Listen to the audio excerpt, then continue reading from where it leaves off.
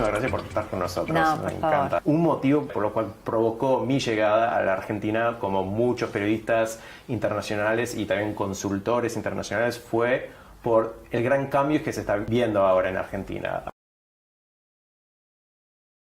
¿Los argentinos ven el valor de eso, reinsertarse al mundo? ¿Les interesa? ¿Les importa? ¿Tienen un concepto? Yo creo que sí. Me parece que, como todo en la Argentina, por supuesto, es difícil hacer generalizaciones.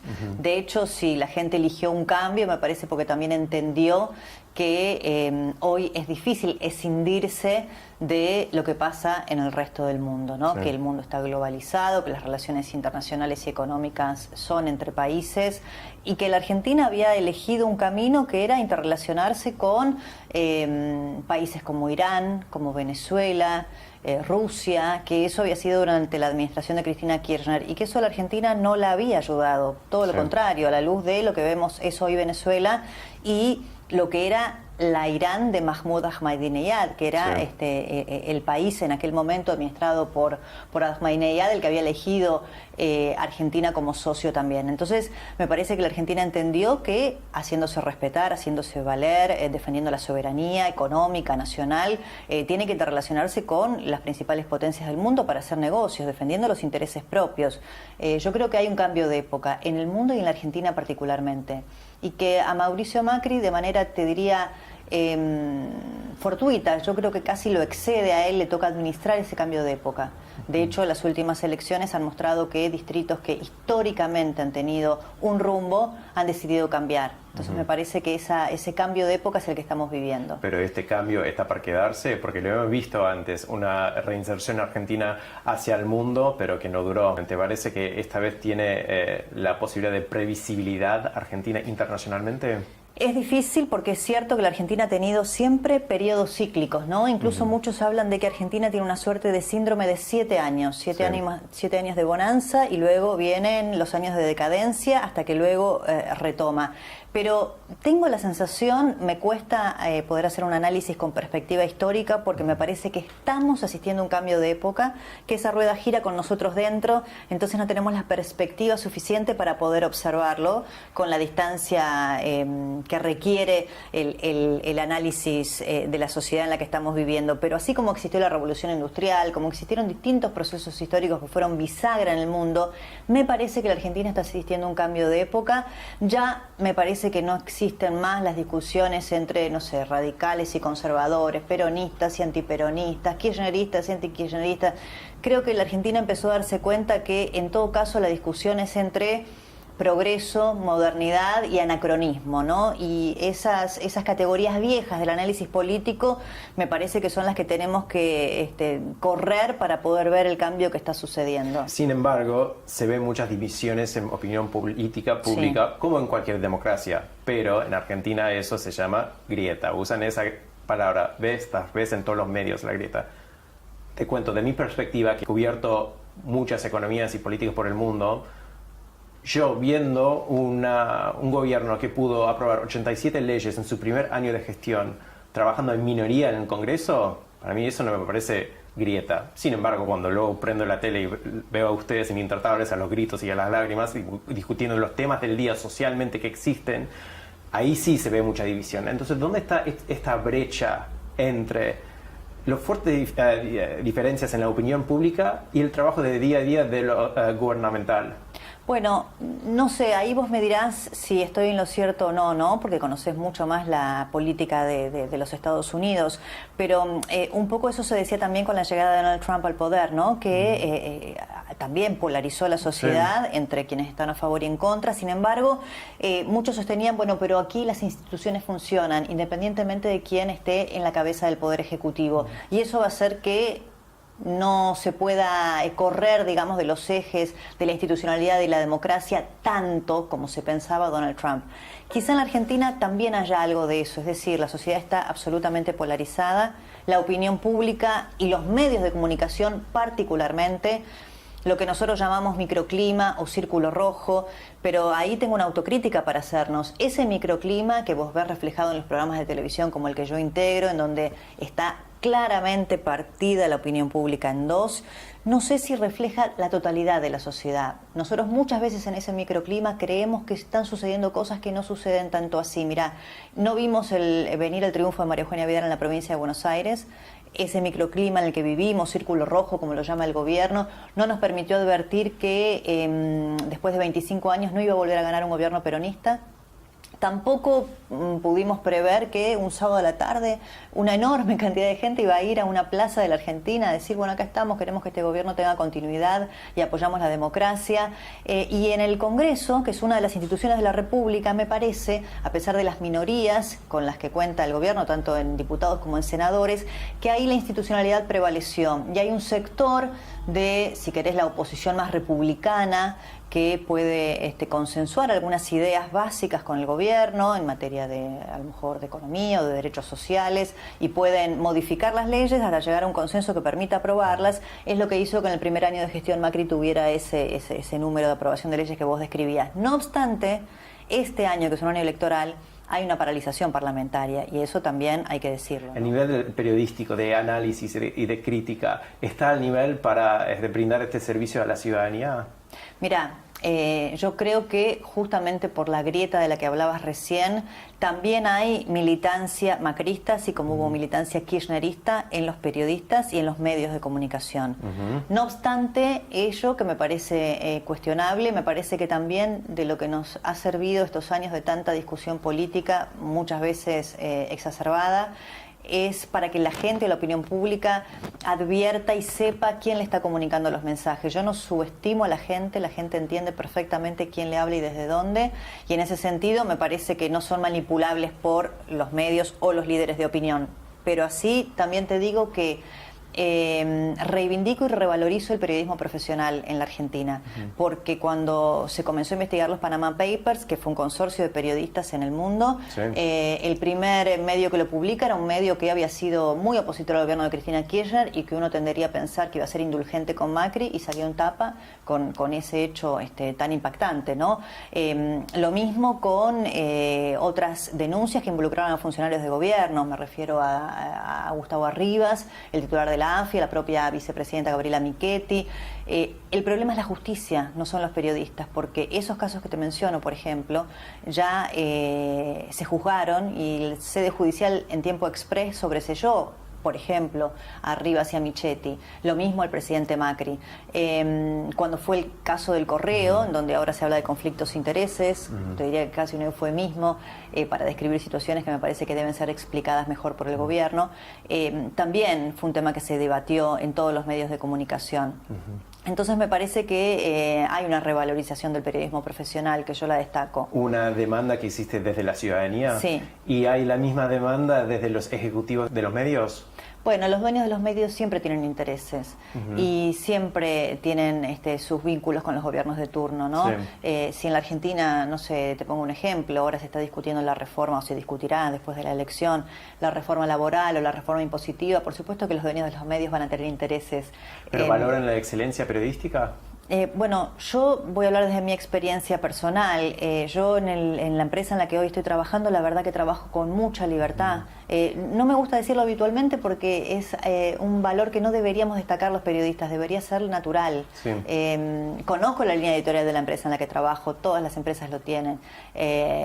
Pero no obstante conocerla, tengo absoluta libertad para decir, opinar o verter información en el programa. Porque en 2014, Débora, vos ganaste un Martín Fierro, pero ese mismo año resultó en la terminación de tu contrato en el medio donde trabajabas.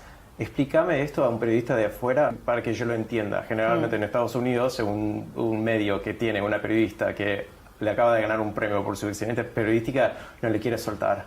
Claro, bueno, ahí habría que explicar un poco el contexto de quiénes manejan los medios de comunicación.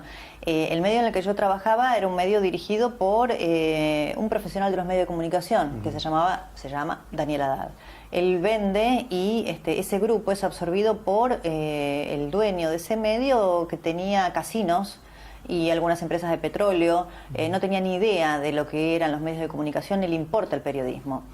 Lo que pasa es que lo que supimos muy poco tiempo después es que él no era más que un testaferro de quienes comandaban el Poder Ejecutivo desde la Casa Rosada, Cristina Kirchner y su hijo Máximo Kirchner. Entonces, claro, ¿qué excelencia periodística buscaban? Ninguna. Solo querían tener medios afines con una única voz que hablara bien de los gobernantes y de las medidas que ellos tomaban. Entonces era muy difícil.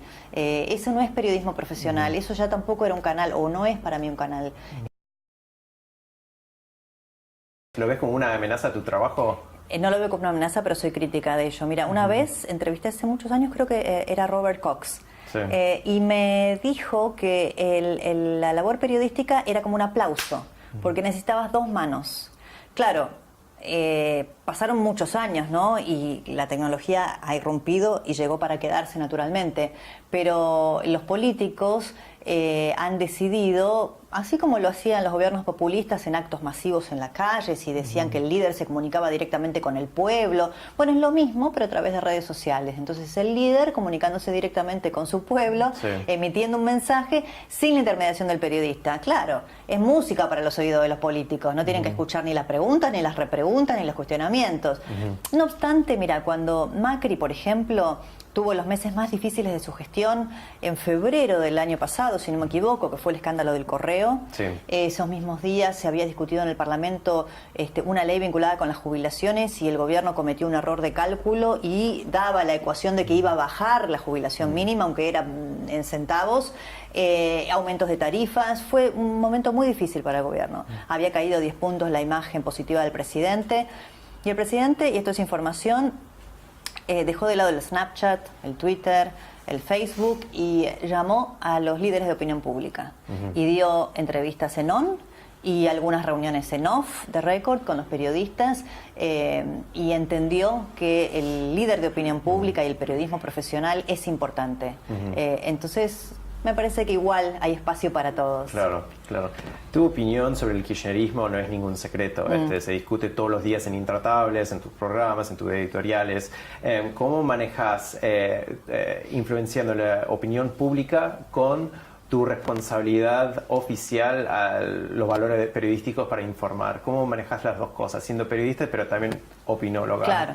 Bueno, ahí es interesante porque, por ejemplo, todo lo que está pasando con el kirchnerismo y las causas judiciales tienden a convertirse, como todo lo que pasa con esa fuerza política, en una cuestión de fe o de creencias. Lo creo o no lo creo. Es un invento y una confabulación de los capitales internacionales. Sin embargo, ahí es donde el periodista dice, no, acá hay información, hay datos, hay hechos, no son opinables. Yo te los cuento, te los muestro, están en un expediente judicial, los leí, los investigué y acá los puedo contar. Entonces, cuando vos ahí contás los hechos, ahí me parece que es la mejor herramienta que tenemos para mostrar una realidad que queremos que se conozca. Y en el caso del kirchnerismo me parece que las causas de corrupción son muy evidentes, ¿no?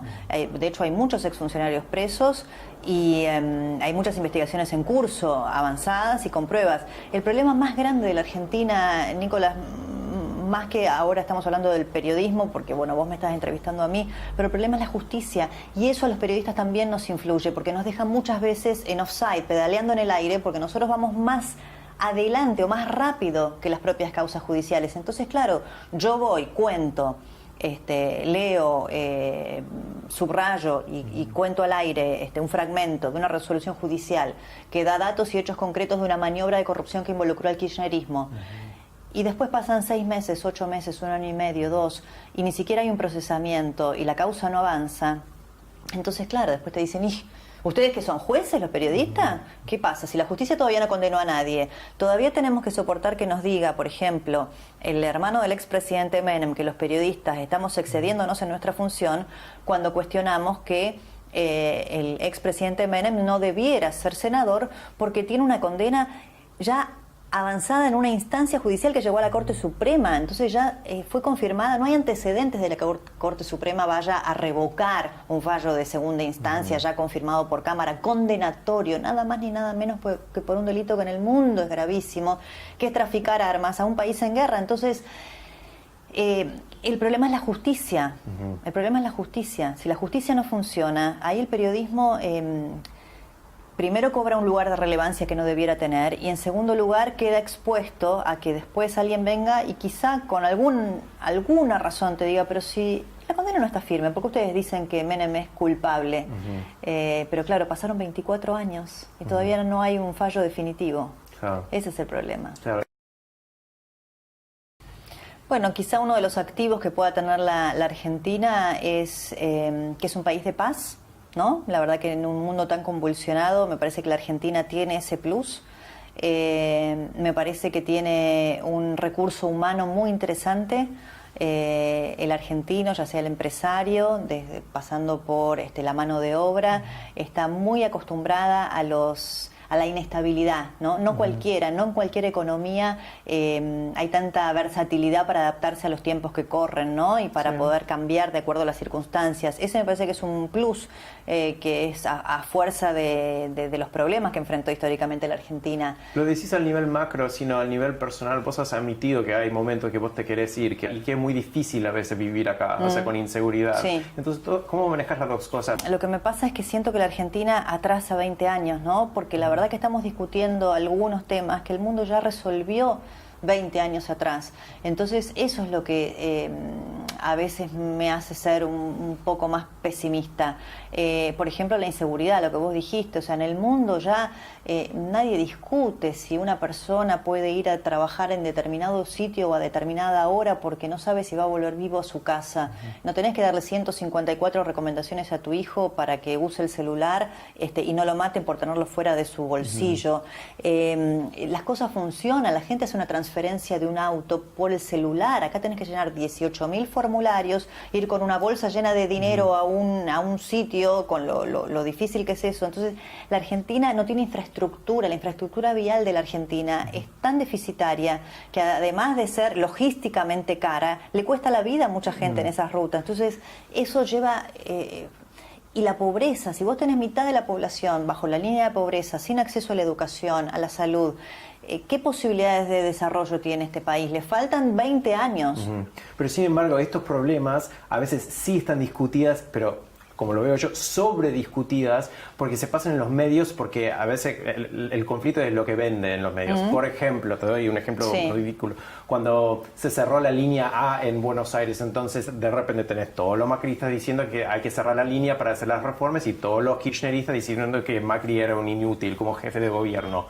Eso, en muchos países, lo deciden los ingenieros que están involucrados y eso ni entra a la discusión pública, discusión política. O sea, lo deciden los técnicos. No bueno, esa es la clave, ¿ves? Eso es lo que a mí también a veces me subleva.